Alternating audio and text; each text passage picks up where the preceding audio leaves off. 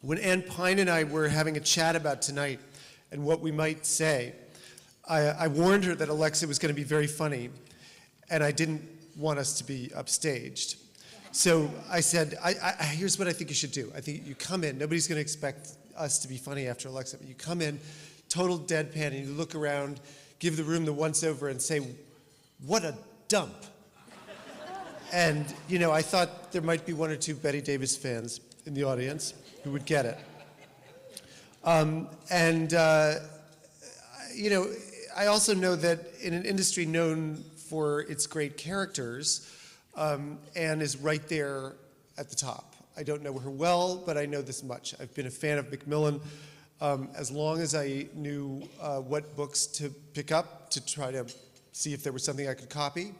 And the McMillen book has meant more to me, but that I'll refer to another book that started me off that way from much earlier, called The Finest Rooms later. But Anne is a great character, and when I asked her about her collection of Victorian furniture, which she's well known for, and I said, do you have Belter, do you have Herder Brothers, you know, I wanted to see if we could talk about that. She said, oh, no, it's all hideous. It's hideous. And then I read that she said to somebody else, in an interview in Elle Decor, when they asked how would you name your least favorite color, she said, yellow bile. So great characters make great rooms. I am convinced of that. But Anne doesn't really like to talk about Anne very much. She likes to talk about McMillen. And I thought I should come up and do some of the talking about Anne and how much I've enjoyed getting to know her before tonight, because she won't do it herself. She'll talk about McMillen. Now let me talk about McMillen for a minute and what it's meant to me. McMillen is a firm whose work I first became aware of as a very bored only child on rainy days in the country when my parents would smoke, and that was, you know, what their weekend was all about. And I was left to investigate the books that were around the house. And I was in a design-oriented family. As Alexa is aware, my father was interested in decorating. And this book, The Finest Rooms, was this incredible sort of compendium of the best of American design from 1964. McMillen was one of the firms that was in there. And as I looked and paged through the images of their work, even as a 5, 6, 7-year-old, I knew that the Henry Ford House in Grosse Pointe, Michigan, which is the star project in that book, was something, a one-off, incredible moment in American decorative arts. And then later, when I became aware of the big McMillen book that we all know and have copied, there was a lot more encyclopedic information about it, but one room stood out in particular in the Charles Revson apartment, and that was the billiard room, which was the first time I saw a tartan carpet. Something Ralph Lauren saw at some point and decided to return to in his work, and me as well. I've used tartan carpets wherever I could since I saw that picture because of the courage that McMillen gave me. It's a bold, bold room. Emerald green velvet walls or flannel. Look it up. And then there was an apartment that I was aware of because my mother had been in love with the son of the owner at 720 Park and talked about it sort of longingly. When it came on the market and it sold, it was a sort of visible moment in New York Upper East Side folklore about real estate. And who got that job to redo that apartment? McMillen at 720 Park Avenue. I'm talking about Lucia Chase's apartment, which I have put the pictures of McMillen's work in my book upcoming about the architect, Rosario Candela. And then just for range, I would say that it kind of blew my mind when I heard that McMillen was working for Paul Allen, a guy who would build spaceships and undersea exploration craft, and you would think would be a super modernist. Well, he called McMillen, and they worked on his apartment in New York, and also a big boat that looked incredible, and I couldn't believe they were getting to do that too. So this is the range of the great American design firm that stands for something in American design culture the way Colfax and Fowler does in England, when you think of that. Ann Pyne, personally, before I introduce you to Ann. Ann has been a teacher, as you've heard, which is the profession I most admire, no offense. And she's still teaching. She's teaching me. When I listen to her on the Business of Home podcast, Dennis Scully asked her a question he had also asked me about what we thought the influence of AI would be on interior design. And I fumbled it and just evaded the whole thing because I hate technology and design in any close connection. Usually I like to hand draw and keep it real, but mostly because I can't do any of the technology. So Anne Pyne, I said nothing much and sort of, scuttled away. Anne Pyne confronted the question beautifully and said, well, I don't think it's going to be any problem at all because people come to McMillen for the relationships. They come to hire us because they want to work with us as people. And I thought that's what I wished I had said. And that's what I think everyone in this room, in this business, probably wishes would be said about ourselves. When Anne took over the company in 2001, after being a teacher and a writer, she said her mission was to get McMillen to 100 years. And in this, she has succeeded handsomely. For here we are. But I like another kind of success, which is her success as a person so beloved in our community. And here's a video we're going to watch to help us understand a little bit of both.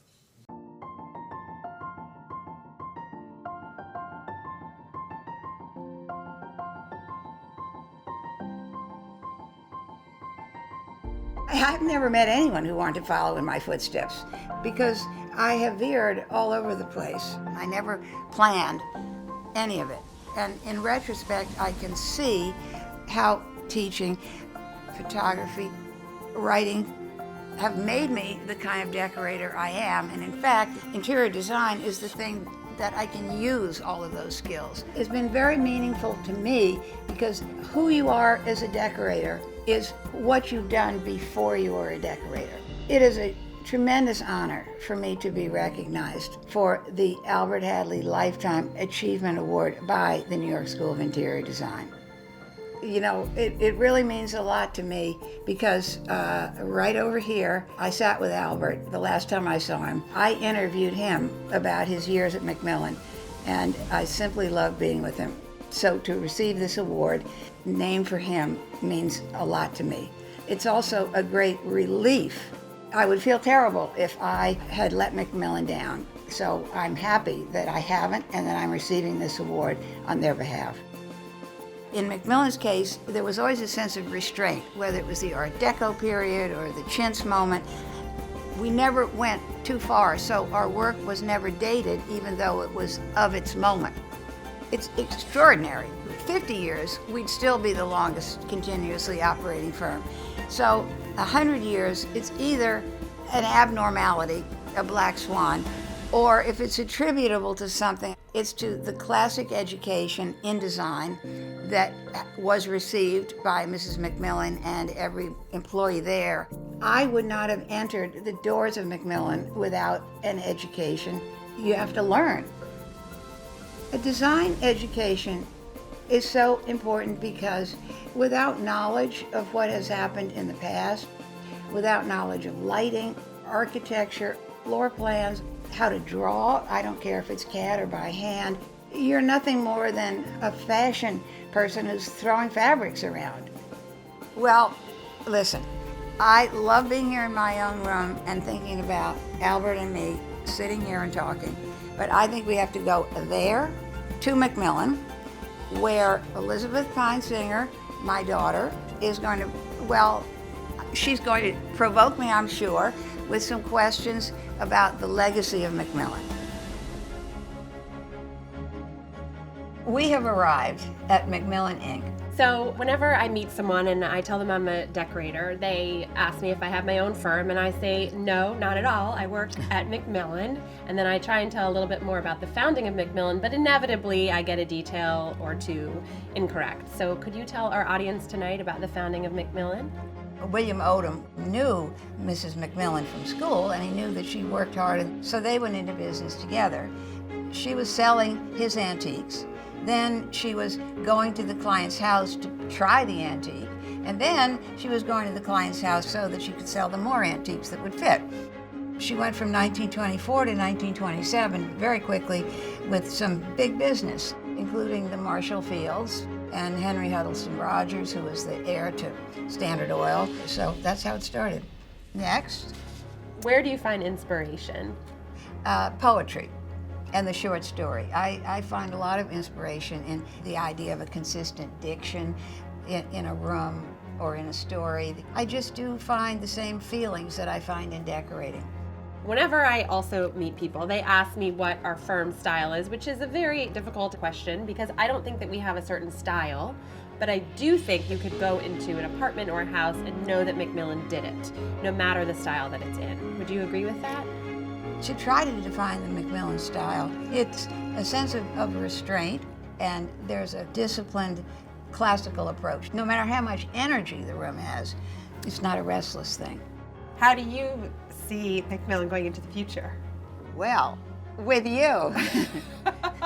I see it going into the future the way it got through the past, with a group of equal spirited designers working collaboratively. I think that's how we got to 100 years, and that's why we ought to get to 150. All right, Mom. Well, I think I have asked all my questions, and I need to get back to work. But I'm going to let my mother show you a project that she has finished. All right, on we go. Well, this project I put out here, it's an example of why I love decorating. The client is a friend. She said, I want a garden room and nobody has ever seen before. Well, that struck fear into my heart because we all know there's nothing original under the sun. And the start of this garden room was an 11-foot high series of doors that had little mirrors in them to look like townhouses. She loved white, all white everywhere. So I picked one of those white plaster chandeliers. We had some sofas made at D'Angelo's. Then I had these little 3 nest tables made, all funny angles of lacquer. And then I found these chairs, which I thought were perfect. That was an incredible room. It was that kind of job. It was just fun. I was told to be creative, to the point where I was told, I've seen that before, I don't want it. Decorating is so ephemeral. How do you fix it in time? I think that's the beauty of it. The permanence may just be in people's desire and passing that on. To live in a home that is a part of you, a part of your life, a part of your poetry. And I believe the home is an essential part of a person's soul, really. It's the root of everything. The message I want to leave for everyone at the gala tonight is that if we are going to take ourselves seriously, we have to have a school that teaches decorating on the highest level and the broadest level of concern, because there's no such thing as a serious art form or a serious occupation without a serious school.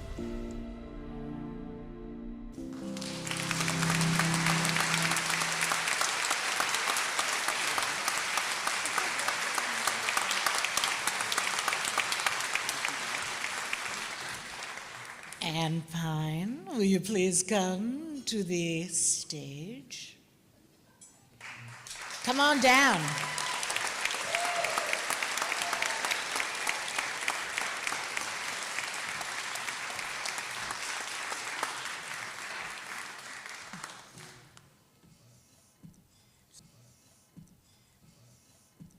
And we celebrate the balance between restraint and daring in your designs. We honor your commitment to upholding the past and while also empowering a new generation of designers to express themselves within the McMillen aesthetic. The New York School of Interior Design is pleased to present Anne Pyne with the Albert Hadley Lifetime Achievement Award.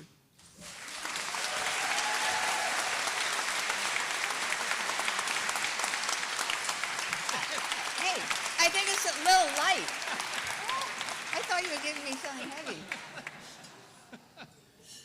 We're playing football later. Should I start? Go ahead, it's all yours. Okay. Wait, wait. Thank you, David.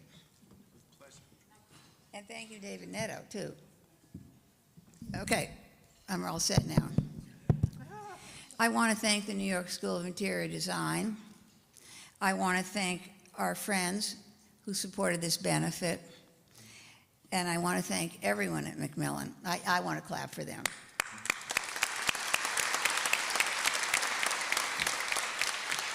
So I'm going to start with a poem. No.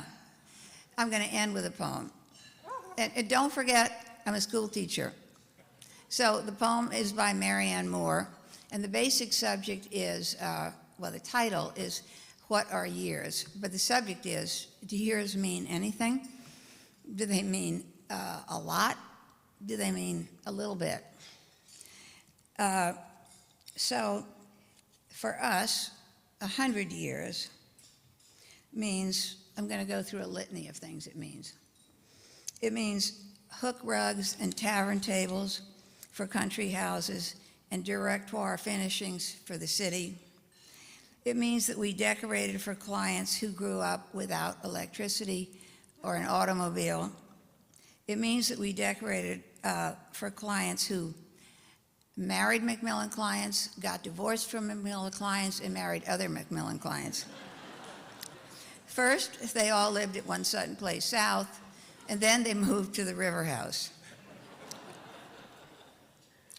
100 years means inventing ways to get through the Depression, our miniature room exhibition, and then turning on a dime to Art Deco, and then moving from the Americana-looking country houses to the chateau look. Mr. and Mrs. Laurillard in Tuxedo Park, Mr. and Mrs. Sheldon Whitehouse in Newport. 100 years means stopping dead in World War II, no clients, no employees, turning the McMillen offices into an art gallery, and starting up again with a sputter. It means giving Ernest Scalamandre a start in his business by asking him to reproduce a few scraps of 18th century trims. It means having given Zelina Kamej a job because she was the niece of a wealthy client and having her turn into Mrs. Roger Brunswick. It means huge projects that weren't expected, decorating a house in Detroit for Mr. and Mrs. Henry Ford with nothing but the best 18th century furniture, the restoration of a rundown plantation that was seen behind a chain-link fence, Rosedown. It means switching from all this, from looking at a Manet painting over the fireplace with a Monet behind you, from the thought of sleeping in the gargantuan Gothic revival bed at Rosedown, to the apple green pool house of my parents with Caldwell Alexander placemats, a gift shop. 100 years means people of the talent of Mark Hampton and Albert Hadley and Tom Buckley leaving McMillen. It means Marion Morgan, Ethel Smith, Natalie Davenport, John Drews, Betty Sherrill, my mother, Mary Louise Gertler, Louis Ray, Catherine McCallum, staying at McMillen. Catherine is here tonight, and Louis, and let's clap. And Mary Louise and Louis are here. They're not here, but they're not here, but they are here listening to us. McMillen's 100 years means the incredible talent and learning of Grace Fakes. I don't know if any of you know her, but you can imagine. If Grace Fakes said a thing was right, it was right. She had incredible learning.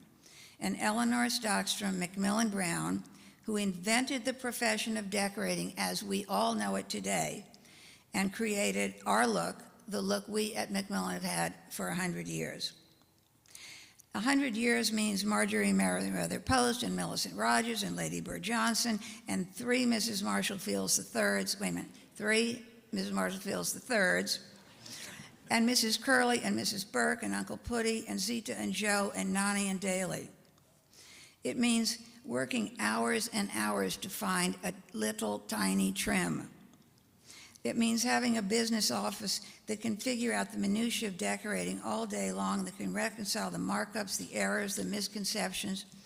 It means uprooting Mrs. Brown from her loved McMillen townhouse and moving her a block away to a modern office because a massage parlor had arrived next to us. In 100 years, we've only had 2 addresses. It means the employees of McMillen Inc. buying out the McMillen family and getting through the 1970s by doing commercial work.